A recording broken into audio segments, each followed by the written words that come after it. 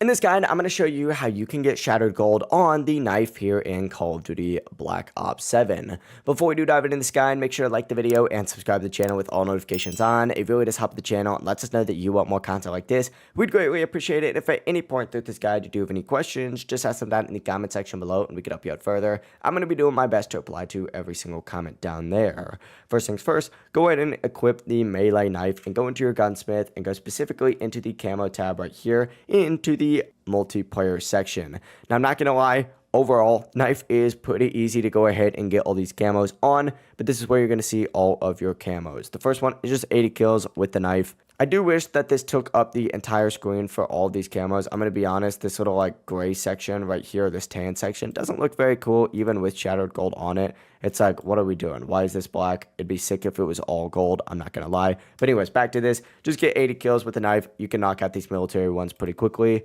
Small maps are going to be the key for all of this. Moving on to Diamondback though, you got to get 15 kills shortly after switching weapons with the knife. Essentially, just go ahead and have your other weapon out for a second, switch, get some kills. The time is very, very forgiving for this. So just keep that in mind. Play small maps. You'll be able to knock this one out pretty quickly. Moving on to Raptor though, you got to get a kill with the knife while sliding. I'm just going to say sliding because you're not going to do it shortly after, diving or wall jumping 15 times. Just slide into them and then knife them. It honestly makes you harder to hit anyways. You might as well be doing this. It's super easy to do. It's just 15 kills while sliding, essentially. Mainframe is also super easy. You just got to get a kill without taking any damage. Just try and get people as they're sneaking in. I'll say, honestly, hardpoint or domination or really just any objective-based game mode is absolutely phenomenal for all of these challenges. Because essentially you are not the main focus. They're going to be focusing on objective. What I like to do for the mainframe camo and for any challenge that's like this,